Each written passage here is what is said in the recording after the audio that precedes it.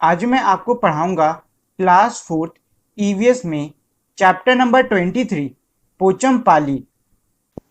तो वीडियो को शुरू करने से पहले अगर आप लोगों ने अब तक इस वीडियो को लाइक, शेयर और मेरे चैनल को सब्सक्राइब नहीं किया है तो पहले तो आप इस वीडियो को लाइक कर दें, शेयर कर दें और साथ ही मेरे चैनल को सब्सक्राइब कर दें। और अगर आप लोगों ने अब तक मेरे टेलीग्राम चैनल को भी सब्सक्राइब नहीं किया है तो जाके उसको भी ज्वाइन कर लें, क्योंकि अगर आपको इस वीडियो की पीडीएफ चाहिए तो आपको पीडीएफ मेरे टेलीग्राम चैनल पर ही मिलेगी और इस वीडियो की पीडीएफ का लिंक आपको डिस्क्रिप्शन बॉक्स में मिल जाएगा। और साथ ही में अगर आप लोग चाहो तो डायरेक्टली टेलीग्राम से जाके भी कर सकते हो। तो आपको टेलीग्राम पे जाके सर्च करना है A to Z स्टडी, जो कि मेरे चैनल का नाम है। आपको वहां पे एक चैनल दिख जाएगा और आपको उसको ज्वाइन कर लेना है। Veena and Prasad lived in A village called Muktapur.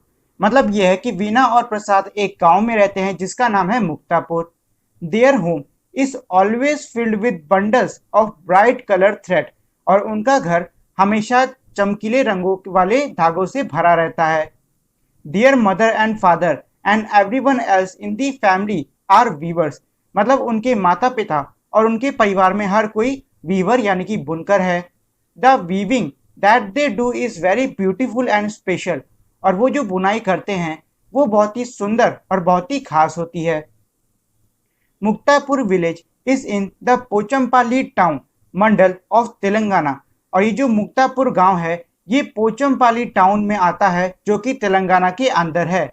अब देखिए यहाँ पे एक नाम आया है जो कि है तेलंगाना और ये है एक स्टेट का नाम। और आपको पता है कि जब भी स्टेट का नाम आता है तो हम लोग इंडिया के मैप में जाके चेक करते हैं कि वो स्टेट कहाँ पर है।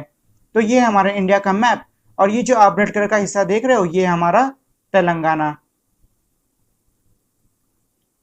मुक्ता village is in Pochampally town of Telangana.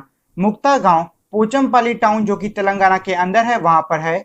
Most of the family in this town are weaver. इस गांव में ज्यादातर परिवार बुनकर हैं।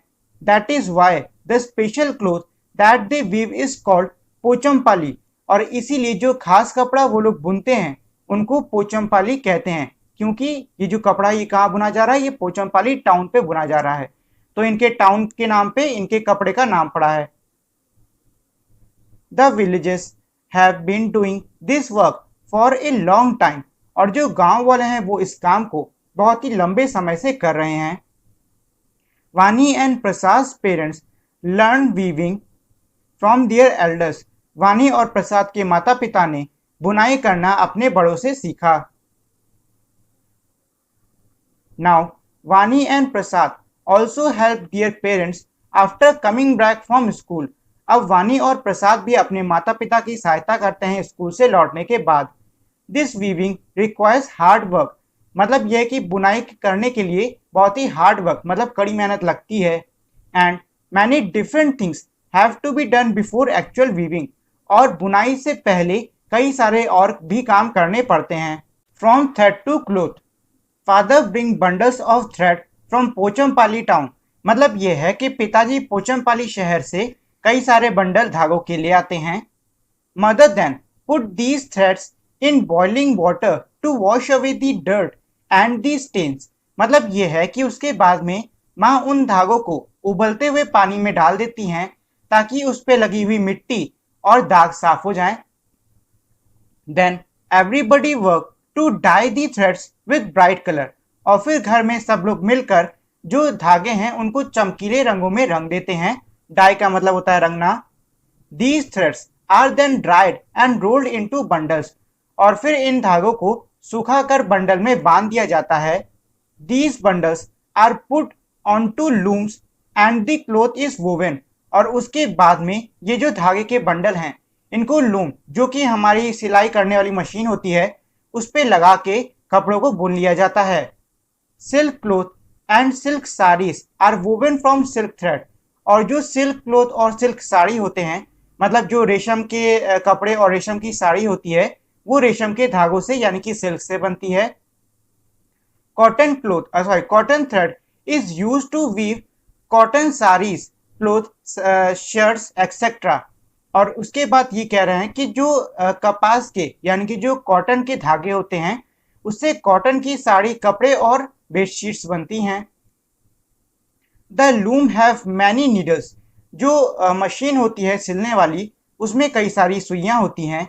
The sizes and the numbers of needles change according to the designs, और जो इनका साइज होता है, मतलब जो सुइयां होती हैं उनका जो साइज होता है और उनकी जो संख्या होती है वो डिजाइन के हिसाब से, मतलब आप किस डिजाइन का कपड़ा बुन रहे हो उस हिसाब से बढ़ती घटती रहती है। The weaver weave the beautiful Pochampally sari in bright colours, और जो बुनकर हैं वो खूबसूरत पोचमपाली साड़ी को चमकीले रंगों में बिनते हैं। Through their tradition craft they have made their region world famous, और अपने इस ट्रेडिशन, या ट्रेडिशन का मतलब होता है कोई ऐसा काम जो कि आपके पूर्वजों से आता जा रहा हो, उसको हम कहते हैं ट्रेडिशनल क्राफ्ट, मतलब कि जो बहुत ही पहले से आता जाता हो। तो वही कह रहा है कि उन्होंने अपने इस ट्रेडिशनल क्राफ्ट से अपने जो रीजन है, मतलब अपना जो एरिया है उसको पूरे विश्व भर में मशहूर कर दिया है। एक craft in danger, great skill is needed to weave such special saris, मतलब ये है कि खास प्रकार के स्किल्स की जरूरत पड़ती है इतनी सुंदर सुंदर और बेहतरीन साड़ियों को बुनने के लिए। It also take many days of hard labour, और इनको बुनने में कई दिनों का हार्ड लेबर यानी कि हार्ड मेहनत या फिर कड़ी मेहनत भी लगती है। आफ्टर ऑल दिस, और इन सब के बाद, it is difficult to get good price for this saris, मतलब इतना सब काम करने के बाद में इन साड़ियों का सही रेट पाना बहुत ही मुश्किल है। Silk is becoming expensive day by day, जो सिल्क है अब वो दिन प्रतिदिन महंगा होता जा रहा है। Big shopkeepers give very little money for the saris, और जो बड़े बड़े दुकानदार हैं वो इन साड़ियों के बहुत कम पैसे देते हैं। To they themselves sell them at a very high price, हालांकि वो खुद उन साड़ियों को बहुत ही ज्यादा प्राइसेस पे, मतलब बहुत ही महंगा बेचते हैं। दैट इज वाई, इसी कारण से many weavers are given up their family craft, मतलब ये है कि कई बुनकरों ने अपने जो घर का या फिर अपने जो परिवार का काम है इसको छोड़ दिया है। Many are living their villages to work as a labourer in the big cities, और कई लोग अपने गांव को छोड़कर मजदूर की तरह शहरों में काम करने के लिए जा रहे हैं। We need to solve this problem by helping them get better prices, हमें उनकी सहायता करनी चाहिए उनको सही प्राइसेस दिलवा कर। Otherwise this precious craft will loss for ever, नहीं तो ये जो हमारा इतना कीमती सा क्राफ्ट है, मतलब इतना कीमती सी ये जो तकनीक है कपड़े बनाने की, ये हमेशा हमेशा के लिए खो जाएगी। डिस्कशन, वानी and Prasad learn this beautiful craft from their family members, मतलब यह है कि वानी और प्रसाद ने ये जो सुंदर सा क्राफ्ट है, मतलब ये जो सुंदर सा हुनर है, ये अपने परिवार वालों से सीखा है। व्हेन दे ग्रो अप, जब वो बड़े हो जाएंगे, do you think they will able to teach their children the skill of this craft, क्या आपको लगता है कि वो अपने बच्चों को इस क्राफ्ट के, मतलब ये जो इनका काम है इसके स्किल्स सिखा पाएंगे? तो हाँ, मेरे हिसाब से सिखा देंगे। देखो, अब मैं आपको ये समझा देता हूँ कि ये जो क्राफ्ट है ये कैसे पास होता है, मतलब जनरेशन जनरेशन कैसे पास होता है। मान लो ये क्राफ्ट इस जनरेशन से शुरू हुआ, ठीक। अब इनके दो बच्चे थे, अब ये इन दोनों बच्चों को कैसे साड़ी बनाते हैं ये सिखाएंगे। अब इनके भी तो कुछ बच्चे होंगे, तो ये अब उन बच्चों को सिखाएंगे। इसी तरीके से ये जो हमारा ट्रेडिशन है ये आगे बढ़ता जाएगा। इस तरीके से हमारा जो ओल्ड ट्रेडिशन है वो जिंदा रहते हैं। Write in your notebook, have you seen anybody weave something on a loom, where were they weaving and where, मतलब ये है कि क्या आपने कभी किसी को लूम पर कुछ सीते हुए देखा है, वो कहाँ सी रहे थे और क्या सी रहे थे। तो क्या आपने कभी, पहले तो ये बता दो, क्या आपने जीवन में कभी लूम देखी है, क्या होता है? अगर नहीं पता कि लूम क्या होता है तो ऑनलाइन जाओ, लूम ये वर्ड डाल के सर्च कर लो, ठीक है। आपको इमेज आ जाएगी कि लूम कैसी दिखती है, ठीक। The thread of saris are dried, do you know of any other things that is dyed, मतलब ये है कि जो धागे होते हैं साड़ी के उनको डाई किया जाता है, मतलब उन पे रंग लगाया जाता है। क्या आप ऐसी किसी और चीज को जानते हो जिस पे रंग लगता है? तो देखो, ऐसे होने को तो काफी सारी चीजें हैं, जैसे कि कई सारे कपड़े आते हैं हमारे जिन पे डाई किया जाता है, और साथ ही में हेयर डाई का नाम आपने सुना है कि नहीं सुना है, उसमें भी डाई होता है।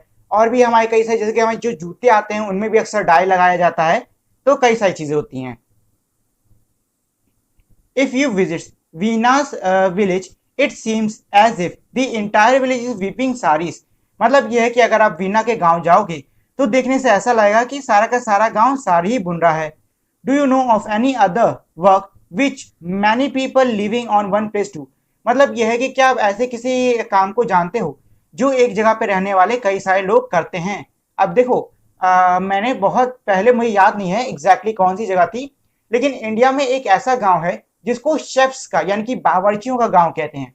उसमें ये कहते हैं कि हर घर में, मतलब हर घर में एक बहुत अच्छा शेफ, बहुत अच्छा बावर्ची है। मतलब पूरे गांव को ही बनाना आता है खाना वाना, और उनको बड़ी बड़ी पार्टीज, बड़ी बड़ी शादियों में बुलाया जाता है। अब मुझे एग्जैक्टली याद नहीं है कि वो कौन सी जगह थी, उसका नाम क्या था, लेकिन ये न्यूज मैंने सुनी है। आप लोग चाहो तो इंटरनेट पे जाके सर्च कर सकते हो। Do they make some articles, मतलब यह है कि क्या वो और कुछ आर्टिकल बनाते हैं, ये मतलब कोई और छोटे मोटे काम बनाते हैं। तो ये किसकी बात कर रही है?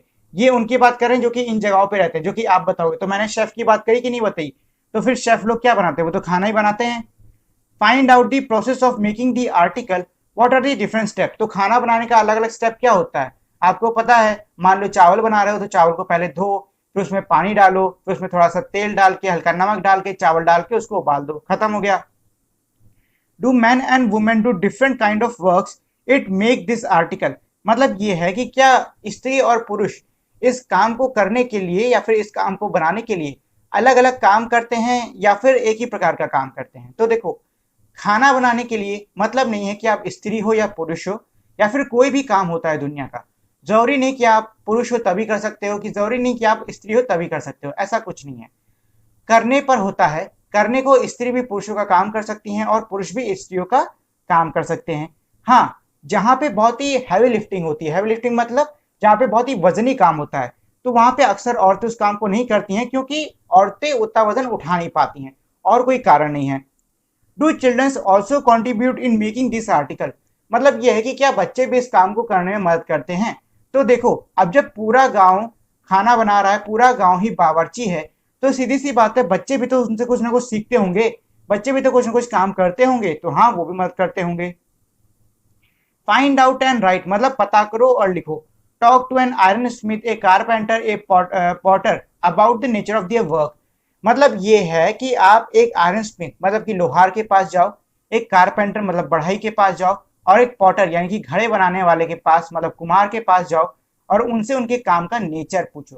काम का नेचर इन दी सेंस उनका काम किस प्रकार की प्रगति का है, मतलब उनका काम किस प्रकार से होता है। जैसे कि आयरन स्मिथ क्या करेगा? वो लोहे के औजार बनाएगा, ठीक है। कारपेंटर क्या बनेगा, क्या करेगा? ये लकड़ी के खिड़की दरवाजे बनाएगा, टेबल बनाएगा, कुर्सियां बनाएगा। और पॉटर यानी कि कुम्हार क्या करेगा?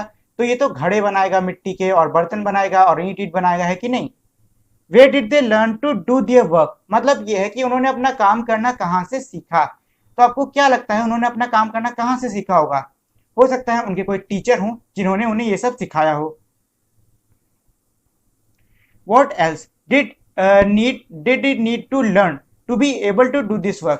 मतलब अब इसमें ये पूछ रहा है कि हमें क्या क्या चीजें सीखनी होंगी इस काम को करने के लिए। तो देखो, अगर आप लोहार हो, ठीक है, तो उसके लिए आपको किस क्या क्या चीज सीखनी होंगी? आपको ये सीखना है कि हथौड़ा कैसे मारते हैं, आपको ये सीखना है कि जो औजार है, मतलब जो भी टूल आपको बनाना है, उसका शेप आप कैसे दोगे। और मान लो अगर आप कारपेंटर, तो आपको पता होना चाहिए लकड़ी को काटते और सही से लगाते कैसे हैं। और साथ ही में अगर आप पॉटर हो मतलब कुम्हार हो, तो आपको पता होना चाहिए घड़ा बनता कैसे है। ठीक है, तो ये तो बहुत ही कुछ छोटी मोटी मैंने आपको चीजें बता दी। नहीं तो सीखना तो बहुत कुछ पड़ता है अगर आपको ये सब काम करना हो। ये तो मैं एग्जाम्पल बता रहा था। Have they taught this work to anybody in their family और डू एनीवन एल्स, मतलब ये है कि क्या उन लोगों ने अपने परिवार में किसी और को ये काम सिखाया है? अब देखो, ये तो उन्हीं लोग पर यानी कि जो हमारे आयरन स्मिथ, कारपेंटर और जो पॉटर हैं उन पर निर्भर करता है। अब मैंने किसी जाके पूछा नहीं तो मैं इसका आंसर दे नहीं सकता हूँ। अगर आप इनमें से किसी लोग से जाके पूछते हो तो आप इसका आंसर दे सकते हो। The table below has a list of different kind of work that people do, मतलब यह है कि नीचे की लिस्ट में अलग अलग प्रकार के काम हैं जो कि लोग करते हैं। Do you know people who do such things, क्या आप ऐसे लोग को जानते हो जो कि ये काम करते हैं?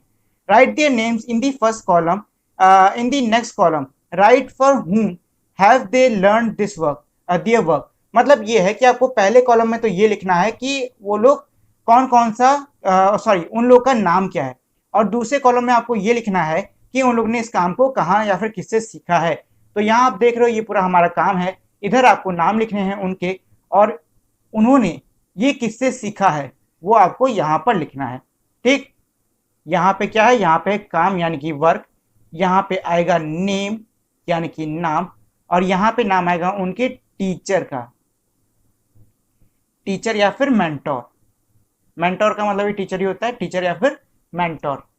ठीक, तो आज के लिए इतना ही। और अगर आप लोगों ने अब तक मेरी इस वीडियो को लाइक, शेयर और मेरे चैनल को सब्सक्राइब नहीं किया है तो इस वीडियो को लाइक कर दें, शेयर कर दें और साथ ही मेरे चैनल को सब्सक्राइब कर दें। तो इसी के साथ में हमारी आज की वीडियो यहीं पे खत्म होती है। मिलते हैं हम लोग अपनी अगली वीडियो में, तब तक के लिए नमस्कार।